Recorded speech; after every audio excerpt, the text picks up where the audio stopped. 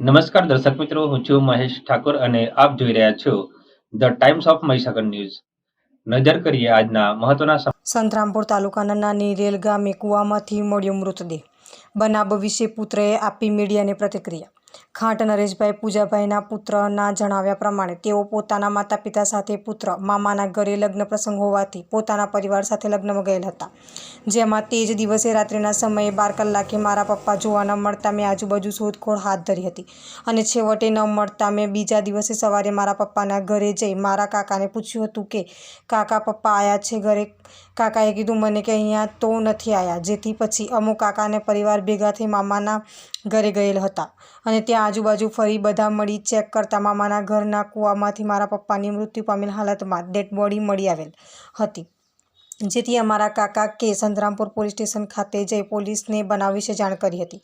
જેથી આ બાબતે સંતરામપુર પોલીસે ગંભીરતા લઈ પોલીસ તાત્કાલિક ઘટના સ્થળે આવી જઈ અમારા પિતાની લાશને કૂવામાંથી કઢાવી પોસ્ટમોર્ટમ માટે સંતરામપુર સિવિલ હોસ્પિટલ ખાતે મોકલી આપેલ હતી.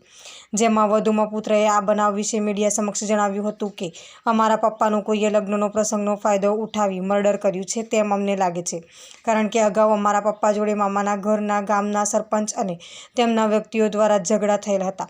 જેથી હું પ્રશાસનને વિનંતી કરું છું કે આ બાબતે તટસ્થ તપાસ હાથ ધરવામાં આવે અને આના પાછળ જેનો પણ હાથ હોય તેની સામે કાનૂની જોગવાઈ મુજબ કાયદેસરની કાર્યવાહી હાથ ધરવામાં આવે અને મારા પપ્પા અને અમારા પરિવારને ન્યાય મળે તેવી અમારી લાગણી અને માંગણી છે. તે સંતરામપુરમાં મીડિયા તરીકે ફરજ બજાવતા સલમાન મોરાવાલાની એક મીડિયા અખબારી યાદીમાં જણાવેલ છે. જુઓ આગલા અંકમાં. સાચું બોલવાનું. એક જ મિનિટ હો. જોરથી બોલજો બડા. બધા જોતો નથી મા પપ્પા કાંઈ તારે ને કૂવામાં દેખ્યું તારે મા પપ્પા તે મરેલા પડેલા હતા તાર તો ને પછી બધા પોલીસવાળા કરતા આવ્યા અને મા પપ્પાને બહાર કાઢ્યા અને ત્યાં મૂક્યા. પછી મારા દાદીને આવે પછી ભરતી કરાવી. પછી થોડી વાર અમે ઘેરે ગયા. પછી મારા મમ્મીએ કીધું કે પોલીસ અને સરપંચ કાકાએ માર્યું એ કોઈને કહેવાનું નહીં, સરપંચને સોરે મારેલું એ કંઈ કહેવાનું નહીં. તમે કીધું હા નહીં કે પછી અહીંયા આવે બધું જ કહી દીધું. કયા ગામમાં આ ઘટના બની છે? નાની રે. ત્યાં આગળ તમે લોકો ગયેલા હતા? હા. કોના ત્યાં ગયા હતા? મામા થઈ. તારું નામ શું છે? તમે ક્યાં ગાડીના વતની છો? તમારું ગામ ક્યાં?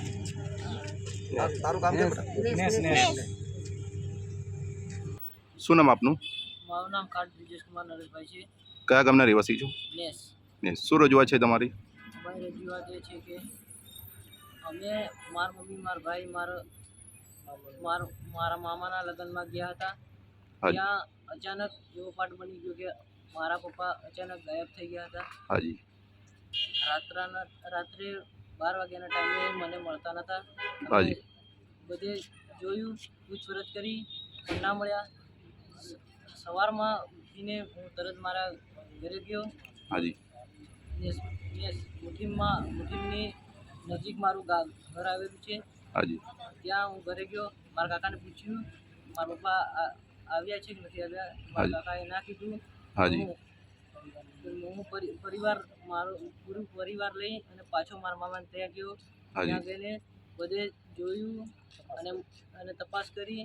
અને મારા મામાના ઘરની પાછળ એક કૂવો આવેલું છે. હાજી. ત્યાં એના કૂવાની અંદર મારા પપ્પા મરેલા જોયા. બરાબર. શું પછી આ બાબતે પોલીસને જાણ કરવામાં આવી? હા, અમે પોલીસને જાણ કરી.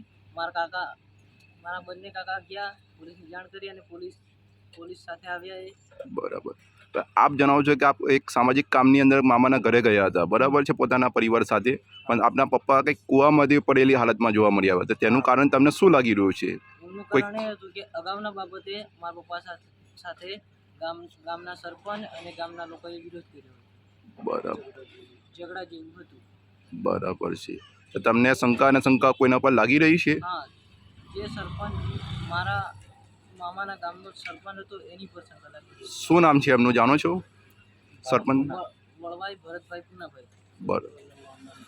અને મારા મામા હતા બધા મળેલા છે. એવું છે. શું માંગણી છે તમારી પ્રશાસનને? મને મારા પપ્પાનો સાચો ન્યાય મળે એ મારી લાગણી છે. આપના વિસ્તારના પળે-પળના સમાચાર જોવા માટે અમારી channel The Times of Mahisagar ન્યૂઝને લાઇક, શેર અને સબસ્ક્રાઇબ કરો.